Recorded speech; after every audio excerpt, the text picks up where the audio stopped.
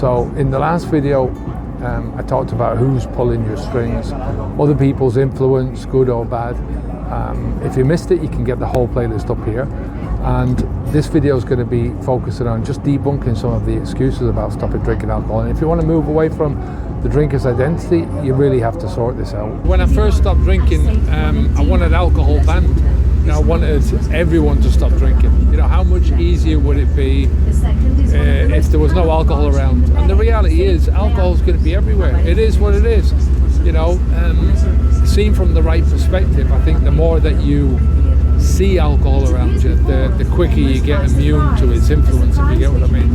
Look, let's look at what you control. There's two types of environment. You've got the outside, public access, the bars, restaurants, shops, billboards. You've got zero control in any of these areas, except to either avoid things or ignore them, right? The second place is always going to be your private space, your home, your car, your choices that you make. Here's where you've got a lot more control in what happens. Now that was getting a bit too loud on the boat there. The idea was to take that into the hills just outside Cartagena, but we drove up a road and we were turned back by some guys from the army, so we were obviously going up a military road that we weren't supposed to be at, so didn't have time to finish it down there, so we're back home now. The best scenario for this is to remove the alcohol, right? The alcohol paraphernalia, everything that you can, if you can, right? If you're sharing the space, maybe you've got to make some compromises. It's just a fact. And as I said in the last video, I'm living with my partner and she didn't stop drinking. I still got rid of my own personal stuff, my own personal alcohol, my own personal paraphernalia. I got rid of my pint glasses. But Esther kept all her drinking stuff, but she kept it in a cupboard that I didn't open, I didn't see. And after a year or so, I just didn't give a crap. I didn't give a crap who drank alcohol, what alcohol was where. Alcohol is going to be in plain sight everywhere that you go, but you won't see it anymore after a while.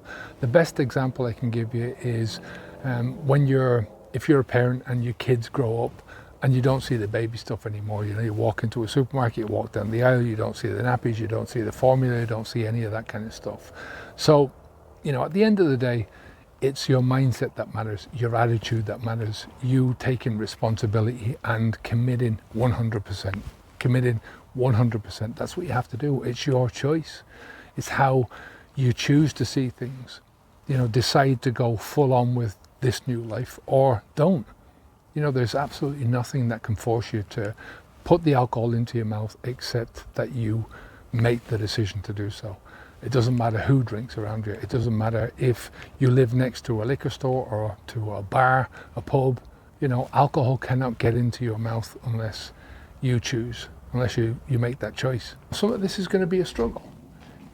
Sometimes you'll have to bend over backwards in the beginning in order to make the difficult choices, or in order to say to yourself, look, I know I'm feeling the crunch here, I know I'm feeling the urge. It's not easy because you're fighting against your old self, you're fighting against your old habits, your old identity.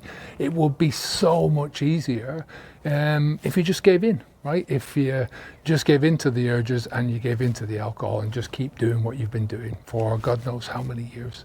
But you know where that's going to lead you, right? More of the same, backwards and downwards. I remember the first time that I asked for a non-alcoholic drink in a bar with my dinner. And it was in a place called Cafe Jaén, which was like a bar, but it was a restaurant. It was like a typical Spanish place, and they served the menú del día, that kind of stuff. I was with my dad and my brother, and the guy that owned the bar. We were regulars there. A fella called Vicente, really nice guy. And he was shocked that I didn't want wine with my dinner. And I tried to say to him, make excuses and say, well, look, I'm driving. That's the only reason I don't want wine. And my dad, who was, in all fairness, he was my champion. When I stopped drinking, he was really proud of what I was doing and he made it known. But he started going to him, he stopped drinking. He started going, caput. My dad didn't understand very much Spanish, and that was just the way it was. But I really didn't know what to order. It wouldn't get out of me. I blurted out, Fanta lemon, I think was what I said. It was something that I hadn't drank since I was a kid.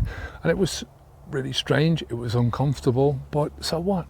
It is what it is. Now we're in Spain at the moment, but at the beginning of this video we were in Cartagena in southeast Spain. It's just before Christmas, and we've taken a few days out. We got the dogs babysat, and we decided to take the weekend and go down and visit Cartagena for just to do some videos for the other channel. And in my drinking days, any holiday that I would have taken would have been, I'd have been hanging around until maybe lunchtime to have that first drink, and I'd have had beer pit stops right throughout the day, right? So from the beginning of the day, and then we'd do a bit of walking or go and see this, and then we'd have a beer pit stop and something to eat, you know. And I've not much memory of any such trips that I've taken in the past. I remember going down to Seville and to Granada with my son, and I don't remember very little of them, and I should remember those holidays. And now alcohol's still everywhere, but I couldn't care less. I don't drink anymore, and that's it, end of story. And to say I get twice as much done when we're taking any of these breaks is just an understatement. You know, there's so much to do, so much to see, so much to get done. I'll pack in as much as I can and then go home with a lot of fresh memories. And the thing is, I'll feel fresh and I'm ready to crack on, which is the whole point of taking any vacation, right? Now, when I tried to stop before, I always fail because of one thing: excuses. I can't say it simpler than that. You know, if it wasn't one thing, it was another thing. You know, not the right time, not the right place. You either stop the flow and do the work to move away from your old identity and into your new identity, or you don't. You know, I can wrap it up differently for you. Nice and fancy, but it all boils down to exactly the same thing. Now, if you haven't stopped yet and you want a bit of help to stop, there's a link down below. That first link, that's to the preparation module from my main stop drinking alcohol program, Habits Unplugged. Just sign up for that, it's free. Just leave your first name and your email address and you can get that straight away.